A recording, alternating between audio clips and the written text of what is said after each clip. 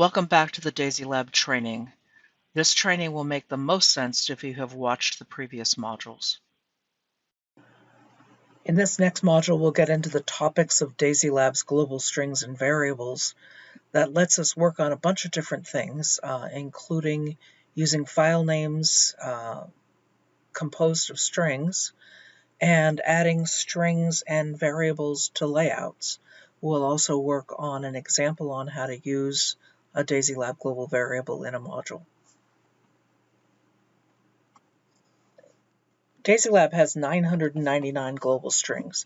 You can use strings for things like channel names, file names, descriptions, comments, notes, descriptive information about your test, operator names, 999 global variables. You can use anywhere a parameter can be changed at runtime. You can use the global variable save module to store a variable from a data channel, and you can use the global variable read module to retrieve the value of the global variable and use it as data, as a data channel. Variables can be used for calibration, constants, offsets, pretty much anywhere a module parameter will allow you to insert a global variable. You can configure strings and variables to be entered at program start or based on an action and an event while the measurement is running. Global variables and strings can be named, and you can do computations within the strings and variables. So, for example, you could ask the operator for a duration of a test in minutes, and then in a second variable compute the duration of the test in seconds. In addition to the user-defined strings and variables, DASYLab has system strings and variables. These include information like the date and time, diagnostic information, the name of the worksheet, other information that is generally available and that DASYLab knows. One thing to note, global variables and strings are global to the program, to the worksheet that's loaded. So if you have a global variable or a global string defined, any part of the program, any part of your worksheet will have access to that information. In addition to some of the things that I mentioned, you can use strings as file names. For example, you can prompt at measurement start to use a global string as a file name. You can also, in the write data module, save the full file name to a path so that you can configure DASYLab to display the actual file name that you created. Part test operator identification, purchase orders, work orders, other context for the tests that you're running. The message module can use global strings and variables. For example, you can set up a message module to display the actual file name that was saved at the end of a test. In the recorder module and other display modules, you can add a header and configure it with a global string to display contextual information that you may want to have in the display window. In the layout windows, which is where we're going to do most of the work, you can use the text line object, the text box object, and the table object to display the global variables and strings, and you can use the table object to actually input a value at runtime, so you can dynamically change a global variable or string using the table object. And sort of the last thing on this list, as I was thinking of things, is using strings as commands for RS-232 devices. Sometimes if you're working with RS-232, it's not as easy as saying, send this value to the device under test, but it may be send a combination of command and values in one line, and you can compose those in the global string dialog. So we're going to do a hands-on. We'll start with the FFT layout example that we created in Module 5, and we'll create a string named userinfo and prompt to enter it at measurement start. We'll also display the date and time on the layout. Now note, when you name a global string or variable, There are going to be limitations on the names. For example, we're not going to allow you to name a string F. You can name it A, B, C, D, E, G, H, I, J, K, just not F.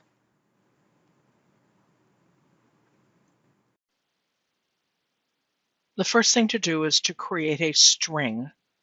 I can do that in a couple of different ways. We have a shortcut button on button number 2 that should create a string. We can also go to the options menu, and in the layout view, the options menu has an explicit define global strings. I don't have anything defined yet. I'm going to define global string 1. I'll start by giving it a description. So this is going to be the user information. I don't have to put a value in it yet. I would like to prompt to enter a value in the startup dialog box and to require that that value not be blank. This doesn't force you to change it, but it will not allow it to be blank. When I click the Advanced button on the right, I get a place where I can enter a name. So this is going to be operator info. It's all uppercase, and the only separator that you can use is the underscore. You can't use a dash or a space character. So this is all uppercase, alphanumeric, letters and numbers, and you want to keep them usable and not too long. So I've got oper info, which is going to be user information with no value in it. I'll click OK. Now I said I want to add it to this layout, so I am going to use a text line object. So this is the same object that I used to create the title on the page. And I'm going to put the text line object underneath print layout. And again, because of the way this layout works, I'm clicking somewhere else and then clicking on text. I'll right-click on text to get to the properties. And what I want to do is put user info. So I'm typing in some fixed text. And now I want to put in some variable text. I'll right-click on it, select global string, and pick the string off the list. I'll click OK. And now I've got user info colon and then a $sign, a brace. That's the shifted square bracket on American keyboards. The name that I used, operator info or oper info. And when I click OK, you're just going to see the user info. I'll make this a little bit shorter. Now I'd also like to put the date and time here as long as we're working with this. So I want to create another text line object, and this one I'm going to put over on the left underneath the DASYLab logo. I'll do the same thing, click somewhere else and then click on it to see the extent of it. Click on the properties. And now this time I just want the date and time. I'm going to erase any text that's here. Right click, go to global string, and the bottom half of this dialog box is a list of strings that the system knows about. It has the date as the first selection. It's going to drop a placeholder that says $brace date, close the brace. I'm going to put a space dash space for punctuation. I'll right click again, go to global string, and this time I'll pick time off the list. It's the 5th one on the list. And click OK, and this drops a $brace time, close brace. Click on OK, and now you're going to see that DASYLab is displaying today's date and today's time. And it is ticking. It is keeping a constantly updated value there. So this is not a good indicator whether the worksheet is running or not. That's just something to keep in mind. So how is this going to work? If I hit the Start button, DASYLab is going to prompt me for the user information. So I'm just going to put my name in here and click Start. So now I have the user info CJ Butler up on the upper right. I've got the date and time on the upper left. All right, I'm going to hit escape and stop. And as I do that, I realize that there's one more way to make this worksheet work a little bit better for you, and that would be to have a start-stop button when the worksheet is in full screen mode. To do that, I have to go back to the worksheet view. So I'll use the shortcut button to go back to the worksheet view.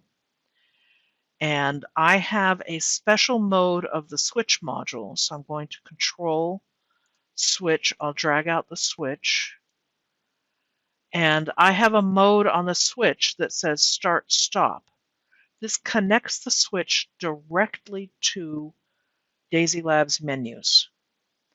Now, because the switch always has the channel name and the unit on it, I'm going to turn that off, go to Options, turn off with channel name and with status text. When you use a switch module with an on-off, we do recommend that you don't use any other of the channels on the switch, because as you can see, when you create the switch, it has no outputs. I'm going to change the name so that I know what it is, on-off switch.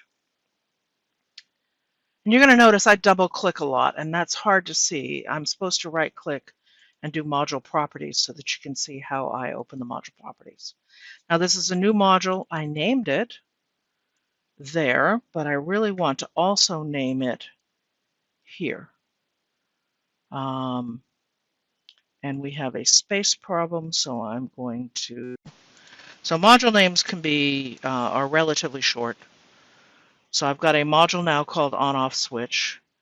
When I restore the switch and put it up on the screen, you can see that it's got start stop. Now, when I size it, it is not resizing the letters, the font. So I need to go back into the module properties, go into fonts, and set this up to be single font automatic size.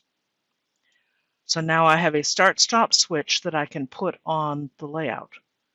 I'll go to the layout view, click on layout, and it will take me back to layout 1. And I need a start-stop switch. Oh, where's a good place to put this? For start, I need the link graph button, so that's the second button. And I'll click and draw a box for it, open the properties, and then link it to the new on-off switch. Click OK, and I have a start-stop switch that I can put somewhere. I would just rearrange all this. Let's do start-stop up here, move user info to under the layout, and put a print layout switch with the same width, more or less. So I'm just trying to make it look nice. There is a new feature in DASYLab 2020 Service Pack 1. I'm going to click on both of these objects, then I'm going to right click, and I want them to be the same width. So they are the same width. Now I want them to be the same height. Size and position, same height. So that's not really doing what I wanted it to do, is it? There we go. Okay, so now I have these things that are the same width, and they look nice sitting there. What else do I have? I have all this going on here. Now, you're going to notice when you click the button right now, it selects the object. One of the reasons I try to remember to do this when I'm teaching is to be able to tell you about a feature in the Layout Options menu under Global Layout Settings. When you are initially creating your worksheet and your layouts, we have configured the layout to use the mouse to create the layout and to operate the instruments. So what this is trying to say is while you're in the windowed mode, you're editing the layout. When you're in the full screen mode, you're operating the instruments. You can set this up once you are done to say you only want to operate the instruments in the layout. You don't want the ability to edit. This is going to be a computer by computer thing, not a worksheet by worksheet thing. So now when I click on the Start button, it's going to prompt me for the Startup dialog box, and I can click Start. Well, that worked. Now I've got a Stop button. I can click Stop. I will do something to change my data. Let's change the frequency. Now I'll click Start again. It prompts me again. And I've got different data coming in, so the DASYLab worksheet is running now. The only way to tell that this is running is to see the data change and to see that the Start-Stop button, the Start is in green. If the worksheet is stopped, the color will be on the Stop side of it. It will be in red. So to get out of this, you would do Control F. Now, I recall saying that you could also use a table object to be able to create a variable field on the layout that you can change information. The table object is the grid button on the function bar that if you click on the table button and click and draw a table, it's not letting me because I can't edit. I've got to go back to the global layout settings and go back to let's be able to edit. So now I've got an object. I'm going to click and draw a 2x2 grid. I'll open its properties. Now I have 2 columns, 2 rows, and then I have navigation to tell me what cell content is. So I really only have one piece of information right now, which is going to be the operator information. I would like this to be editable as a variable. Now we're using variable here in the context that it can be a global variable or string. It just means changeable here. We have the text alignment capability. We have the ability to create a frame and a background color, and we do display the grid. You can change the font. You can auto scale it if you want to do that. So the operator information is in column 0, row 0. Now I'm going to move to column 1, row 0, and I'm going to, oh, I did that backwards, didn't I? All right, go back to 0. 0 is no editable. Column 1 is going to be the variable 1 because I'm going to right click here, go to global string, and I'm going to select global string 1. So you know, even when you've been working with a product like DASYLab for a long time, you can do things backwards, so don't mind me. The main thing is that if I click plus again, column 0, row 0, let's do that right. Column 0, row 0 is a label. And then column 1, row 0 is a variable piece of information that will be the contents of operator info. I've got auto scaling the font and line height. And so now I'm going to adjust this to get it to auto scale to be readable. All right, there we go. And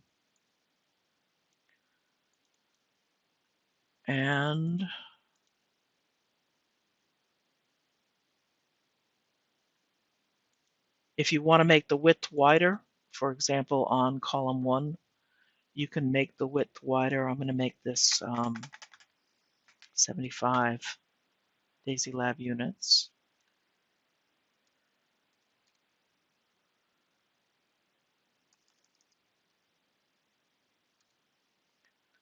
Okay. So now I'll extend the box to match. How's this going to work? So I've just got a box down here. I also am displaying the same information. I'll click the Start button. So I got to do it on the function bar. I can put in random information, click Start, and now I'm here and I'd like to get that fixed. I'll double click on the box. You can see it's highlighted. I'll erase what's there and I will put Butler Training and hit Enter. Now you're going to see that this has changed to Butler Training and this has changed to Butler Training as well. So the next thing to argue with anything like this is sizing. Let's get it to fit so that it looks nice. I'll stop the measurement. I'll hit Escape. I said auto scaling font and line height. Let's make this bigger and shorter to be able to get it to fit. There we go. So you can give up on the auto scaling and simply go with a font that you want to use. Let's make it a 20 font and set default width. So now this is going to fit and size it so that you can see it's 2 boxes. So you can control the width of each column. So column 0, let's make that 60 and click OK. And now Butler Training is wider than the operator information. Now if I make this taller, this hasn't resized along with it. I'm going to go and make the font bigger and see how that looks. So that needs adjustments. Let's go to default width again. And it's fixed itself to be able to display both pieces of information. So this can be anywhere on the screen that you want it. It's an entry field. If you need to give your user explanation, then you can put a text line above it, or you could even put a text block above it to give yourself room to explain information that you want the user to be able to see. So we're going to go into properties here. The font was too small. Information can be entered directly into this table. Click OK. And so now you've got a box that gives you a quick description, and it will automatically wrap and be visible on the screen. So you can provide some hint and clues. You're going to note that we've made some changes to this. We've got the date and time, we've got the user info, and then we've got this table.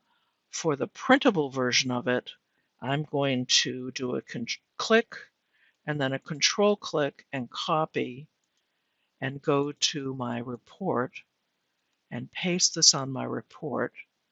I have the same problem that I had yesterday, that I need to be able to resize to get this in here. So now I've got the date and then I've got the user info that I will put immediately below the date. So now I have a report that's got slightly more context in it. You can configure the report any way you want. You don't, for example, have to have the frame.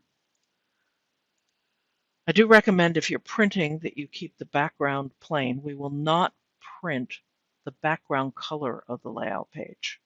So if I were to make this background color be a gray again,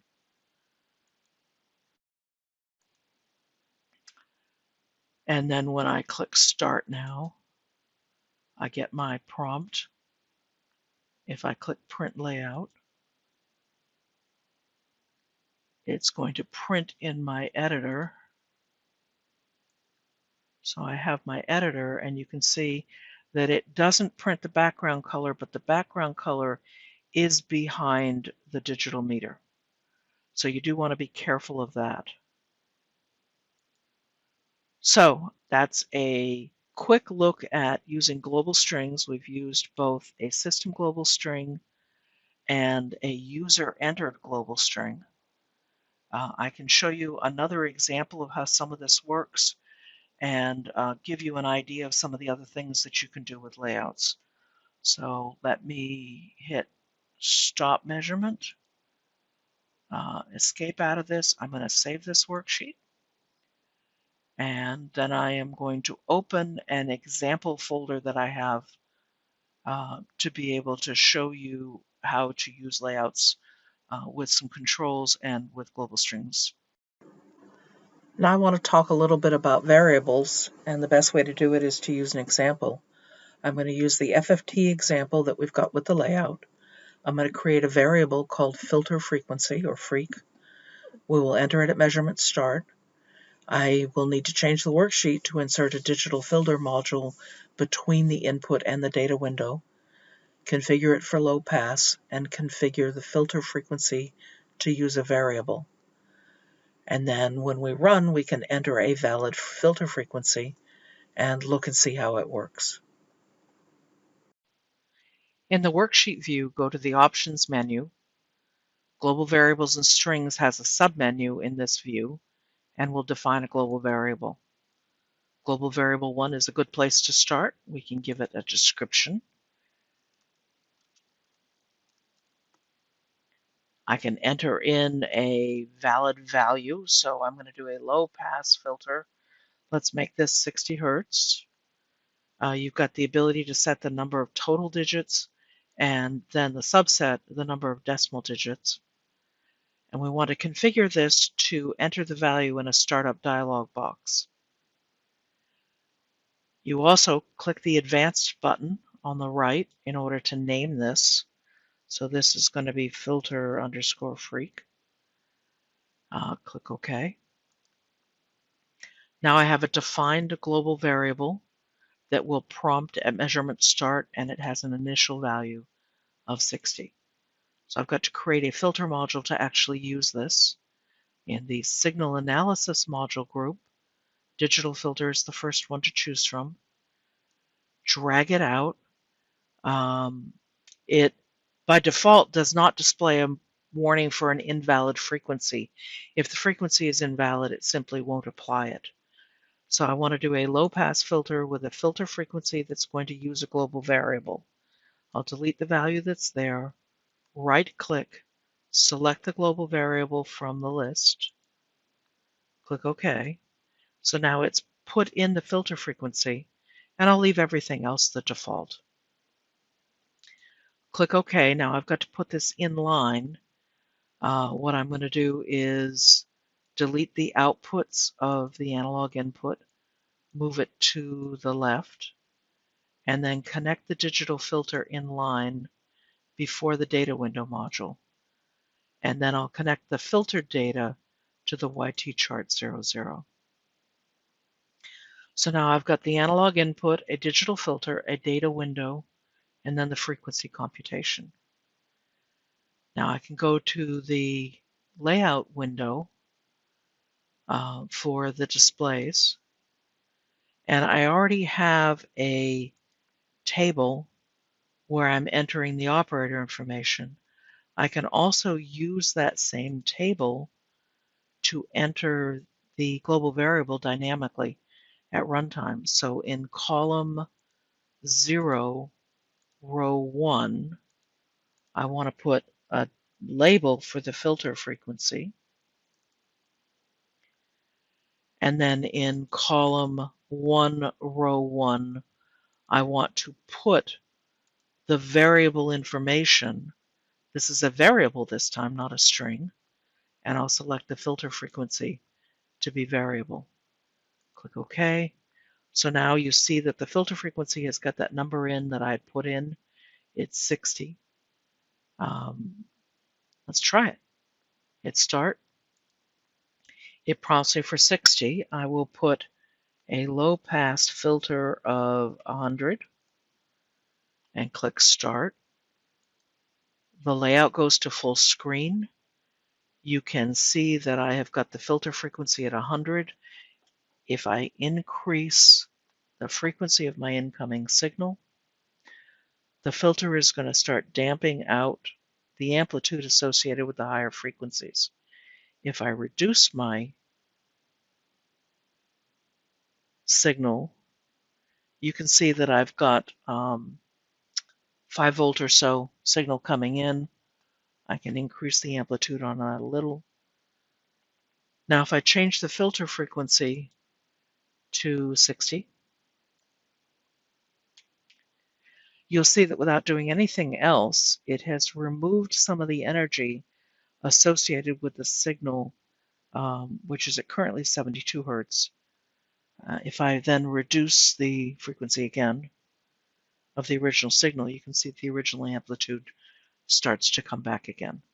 So if I change the filter frequency from 60 to 200,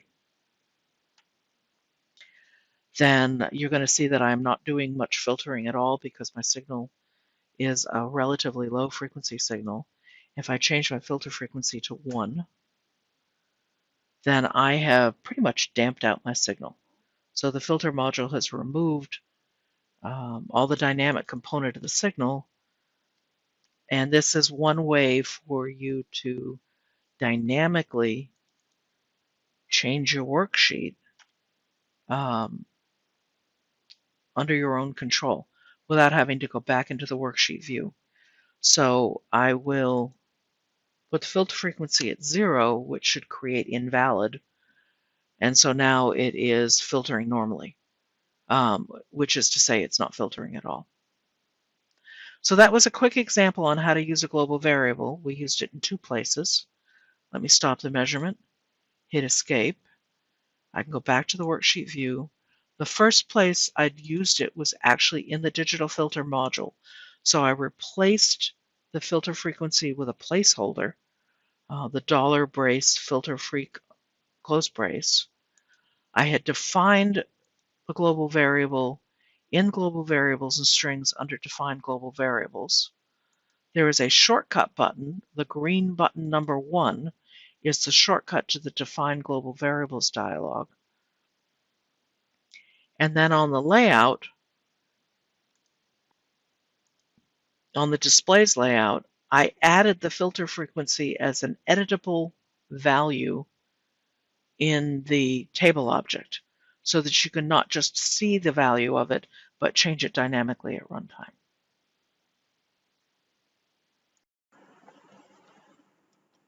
Now let's take this information that we've learned and apply some of it to the Write Data module.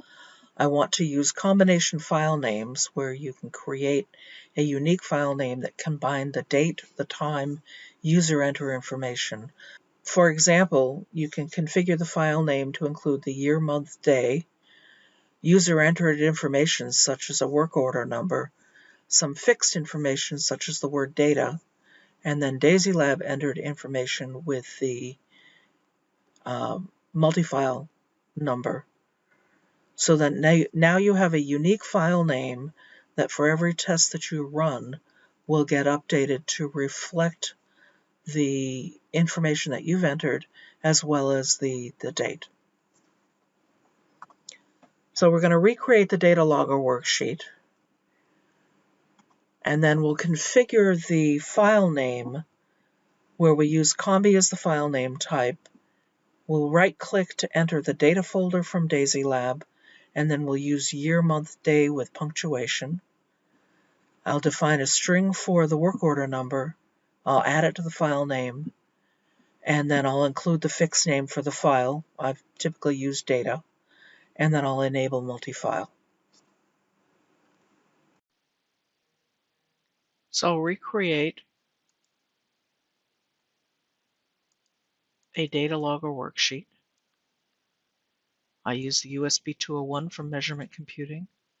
I'll configure 3 channels, so double-click. I had a scaling module. Under Mathematics, Scaling, I want to do linear scaling unit conversion. 1, 2, 3 channels.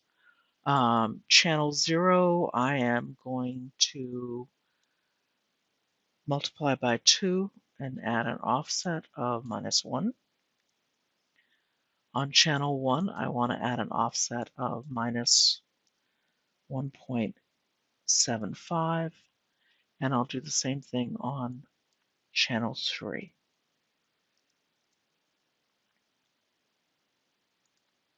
So as you can tell, this is just kind of random doing scaling. When I don't have a real sensor here, it honestly doesn't matter what these values are. I can change my unit from volt to, let's call it newtons today. Remember, if it isn't in this short list, you can type anything in that you want. So we could just as easily call this PSI. All right, so I've got an analog input, a scaling module. I want to visualize my data. I'll go to the display group and create a digital meter. 3 channels, 1, 2, 3. I need an output on this. Open its properties again. Copy inputs. Now add a chart recorder. 3 inputs. Copy inputs. Connect it. And then I have a write data module, which is the whole reason that we're here. So first thing I want to do is test it. I'll restore my displays, arrange them so that I can see them. Hit the start button and verify that I am seeing data. I should really decrease the frequency of the signal down to something that's going to be viewable and decrease the amplitude of the signal.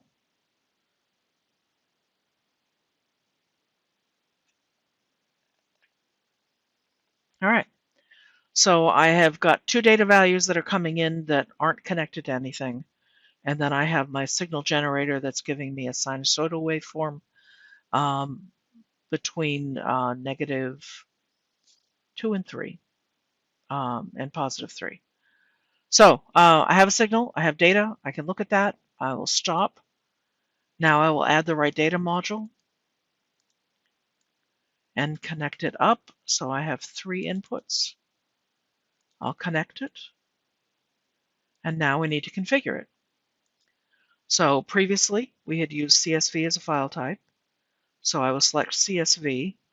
I will click yes when it tells me that it's going to configure the way it writes the data. I'll look at the options menu, and in the options menu it tells me it's comma separated, it's windows, it's storing the time format as measurement time. I will change that to date and time. It's going to use the decimal format from Windows, and it will pick the time up from the data. So this is all good.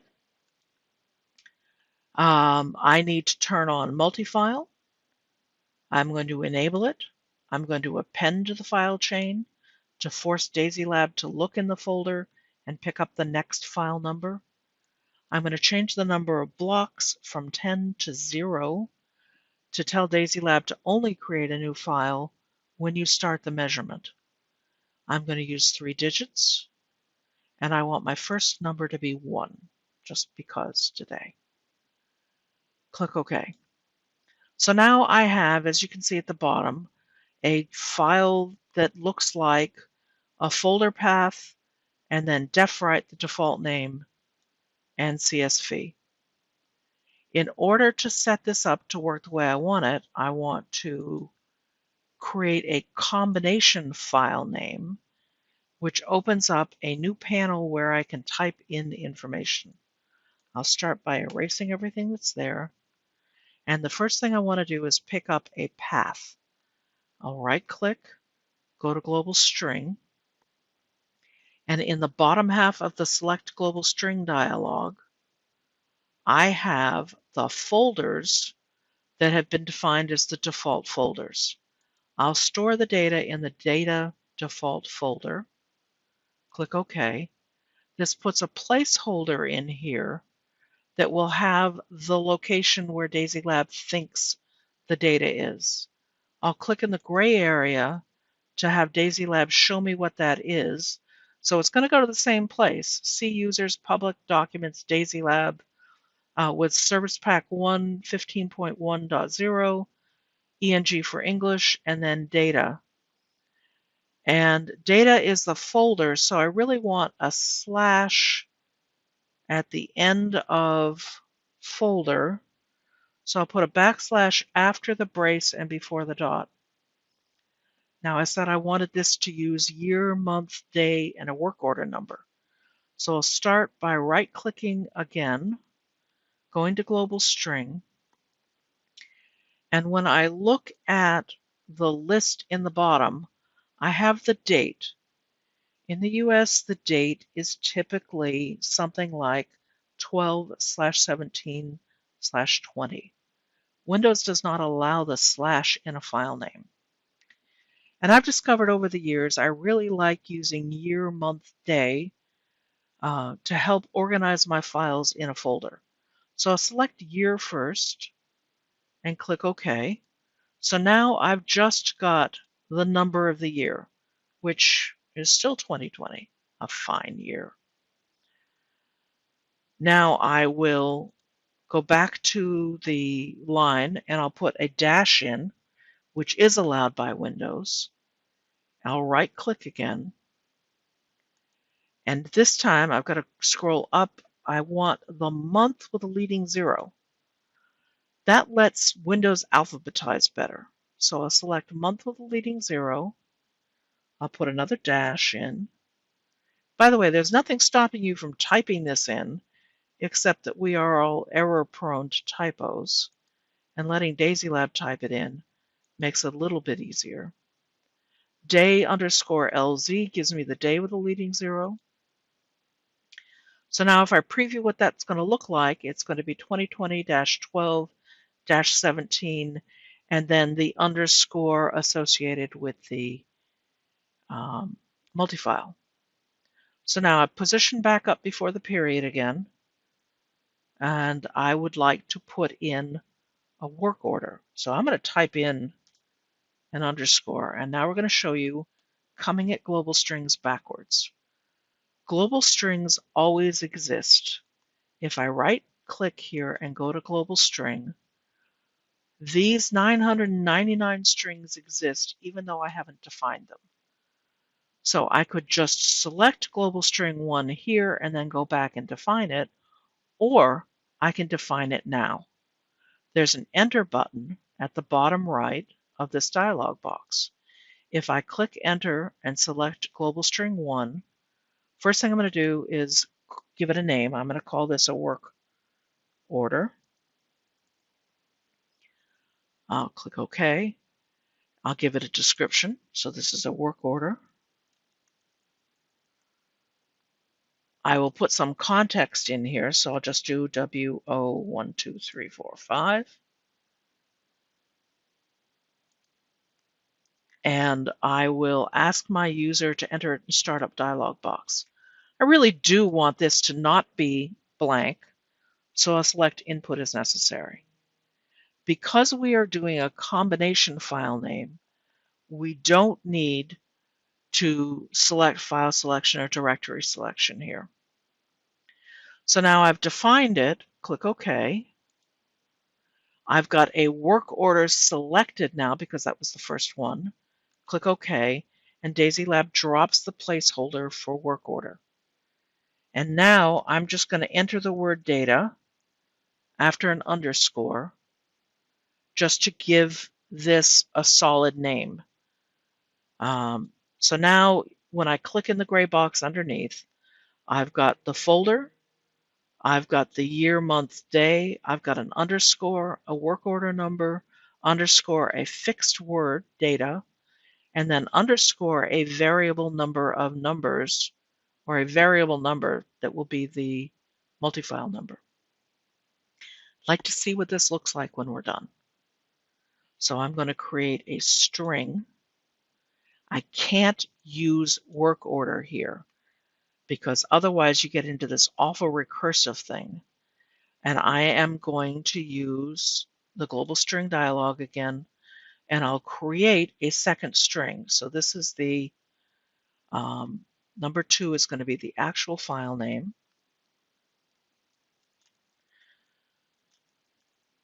And I don't need to do anything else here unless I want to name it. So this is the actual file name. Click OK. I'll click OK, and now I'll select it from the list. Okay, so now we're going to put it in to the global string called actual file name. And I'll do it with the path because the path could change from computer to computer or version to version. Click OK. Next thing for me to do is to open up a folder so that I can see where this data is going. So I'm in the wrong folder there. Let's find the DASYLab 15 folder, data. All right, so we're in the data folder. And right now, I only have an example that I had created and the default files that are there. I'll save this worksheet, file save as. This is data logger with custom file name. And I'll click start. So I get to enter in the work order number. So this can be XY6789. And I'll click start.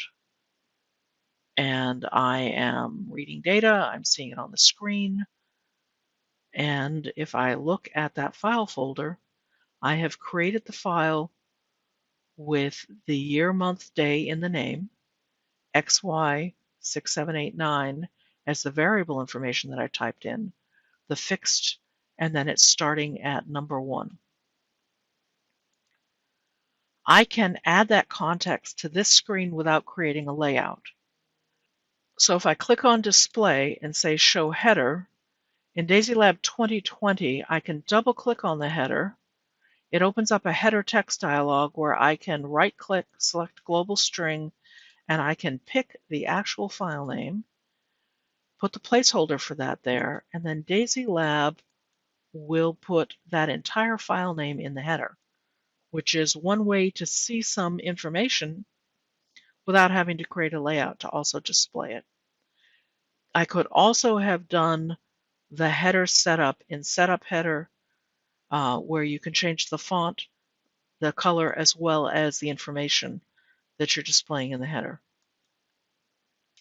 So I'll save this again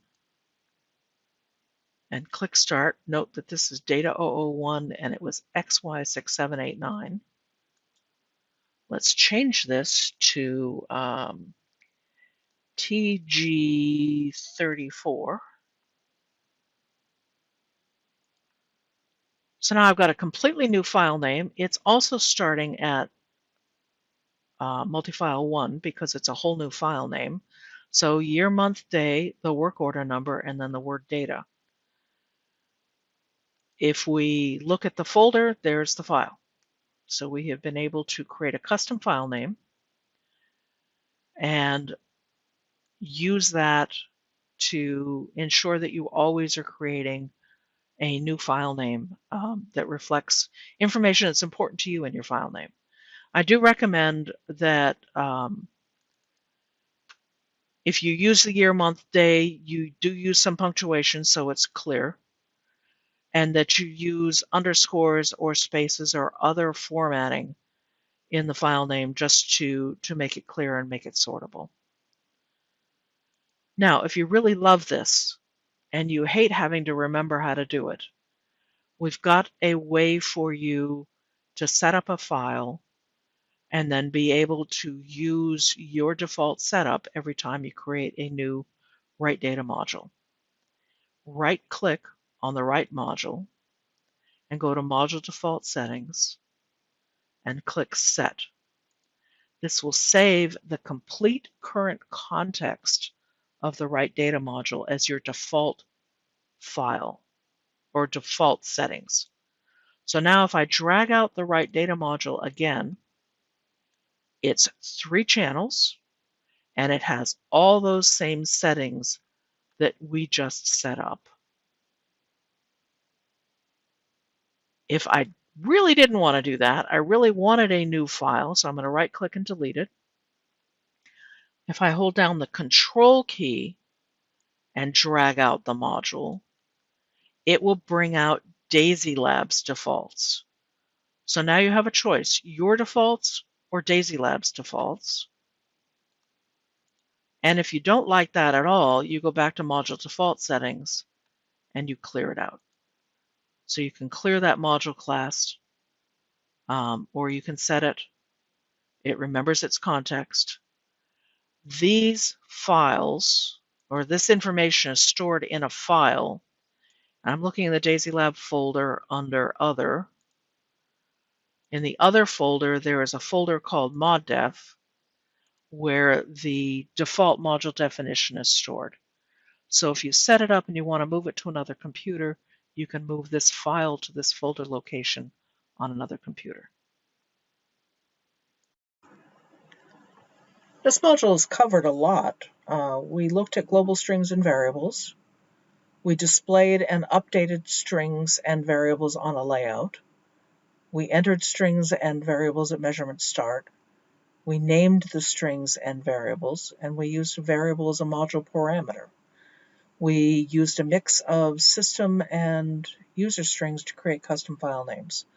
So it's a light introduction to a fairly complex topic, and hopefully we'll let you start experimenting with strings and variables and seeing some of the ways that it can make your worksheet more automated. Module 7 will be split into 2 parts to be able to keep each video under or about an hour. Part 1 will talk about documenting DASYLab, averaging data, and separating data.